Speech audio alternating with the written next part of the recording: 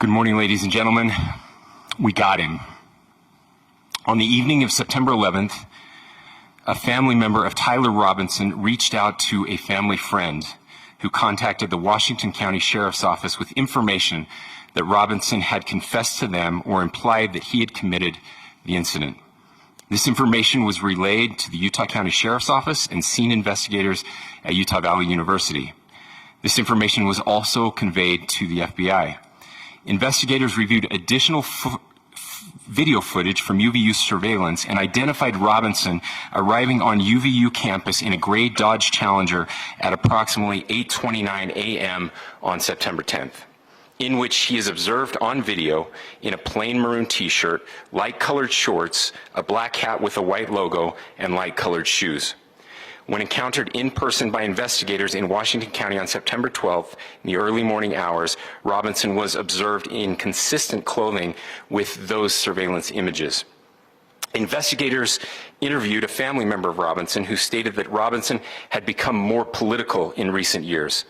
The family member referenced a recent incident in which Robinson came to dinner prior to September 10th, and in the conversation with another family member, Robinson mentioned Charlie Kirk was coming to UVU. They talked about why they didn't like him and the viewpoints that he had. The family member also stated Kirk was full of hate and spreading hate. The family member also confirmed Robinson had a gray Dodge Challenger. Investigators identified an individual as the roommate of Robinson. Investigators interviewed that roommate, who stated that his roommate, referring to Robinson, made a joke on Discord. Investigators asked if he would show them the messages on Discord.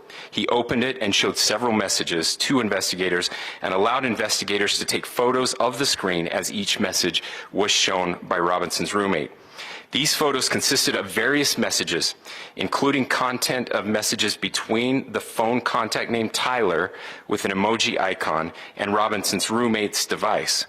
The content of these messages included messages affiliated with the contact Tyler, stating a need to retrieve a rifle from a drop point, leaving the rifle in a bush, messages related to visually watching the area where a rifle was left, and a message referring to having left the rifle wrapped in a towel. The messages also refer to engraving bullets and a mention of a scope and the rifle being unique. Messages from the contact Tyler also mentioned that he had changed outfits. I know there has been speculation as well as to the writing on those casings, those bullet casings, and I believe we have that as well. And I will share that with you now. So the area north of Campus Drive Road where the suspect crossed over, you saw some of that in the video that we released last night, consists of a grassy area with trees on the edge of the UVU campus. Investigators discovered a bolt-action rifle wrapped in a dark-colored towel. The rifle was determined to be a Mauser Model 98 30-06 caliber bolt-action rifle. The rifle had a scope mounted on top of it. Investigators noted inscriptions that had been engraved on casings found with the rifle. Inscriptions on a fired casing read, "Notices, bulges, capital OWO, what's this?" ?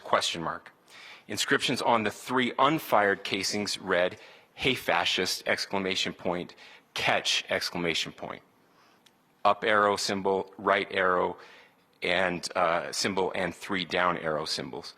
A second unfired casing read, "Oh Bella Chow, Bella Chow, Bella Chow, Chow Chow," and a third unfired casing read, "If you read this, you are gay, LMAO."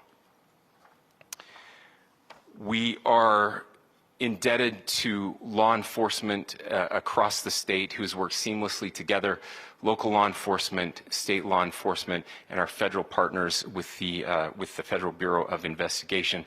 We're grateful for everyone who worked together in such a short amount of time to find this person and to bring justice. I want to thank the public who has been so engaged, reviewing videos, helping us with sending in tips, and helping us get to this point. I want to thank the family members of Tyler Robinson who did the right thing in this case and were able to bring him into to law enforcement as well. I especially want to thank the family of Charlie Kirk, Erica, Charlie's parents, his children. I want us to be thinking of them as we bring justice in this case. They will be involved in that justice. We will be working very closely with them as we move through this process as well. This is a very sad day for our country, a terrible day for the state of Utah, but I'm grateful that at this moment we have an opportunity to bring closure to this very dark chapter in our nation's history.